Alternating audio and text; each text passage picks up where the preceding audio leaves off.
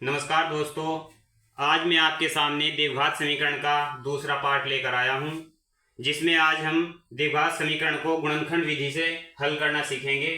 आज का हमारा सवाल है x square minus 6x minus 16 is equal to 0।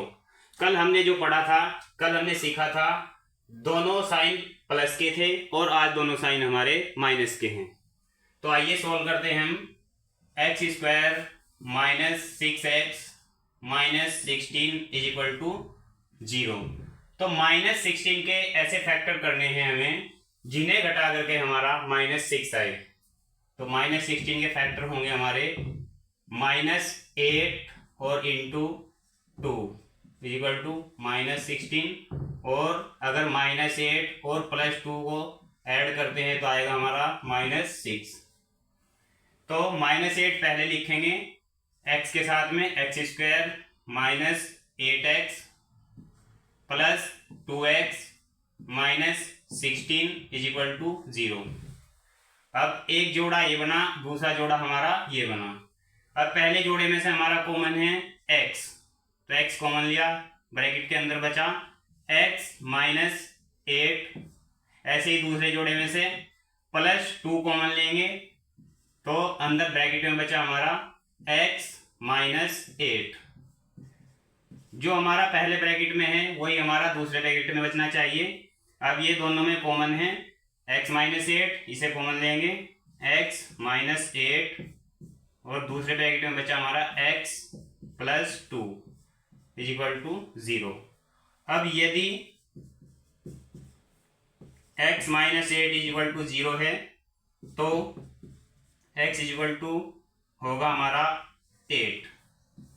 और यदि x plus 2 is equal to 0 है तो x इज इक्वल टू होगा माइनस 2। तो समीकरण के मूल हुए हमारे, समीकरण के मूल 8 और माइनस 2, यही हमारा आंसर है।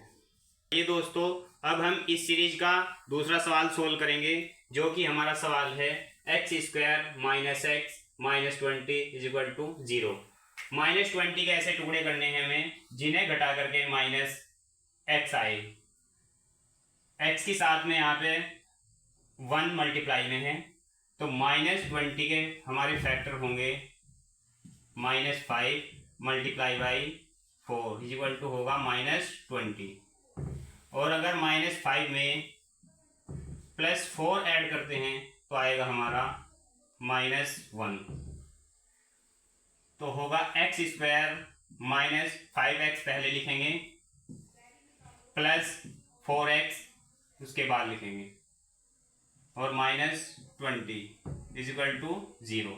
अब जोड़ा बनाएंगे, ये पहला जोड़ा और ये दूसरा जोड़ा। पहले जोड़े में से हम कॉमन लेंगे x, तो अंदर ब्रैकेट में बचेगा हमारा x माइनस 5 प्लस यहाँ से 4 कॉमन लेंगे, तो यहाँ बचा हमारा x minus 5 is equal to 0।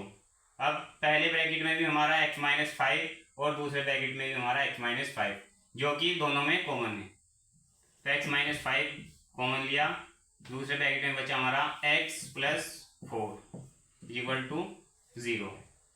अब यदि x minus 5 is equal to 0 है तो x इक्वल टू होगा हमारा 5। इसी प्रकार यदि x plus 4 is equal to 0 तो x इज इक्वल टू होगा हमारा माइनस 4। तो यही हमारे समीकरण के मूल होंगे। यहाँ लिखेंगे समीकरण के मूल 5 और माइनस 4, जो कि हमारा फाइनल आंसर है। मैं आशा करता हूँ कि आपको ये दोनों सवाल अच्छे से समझ आए होंगे। Thank you.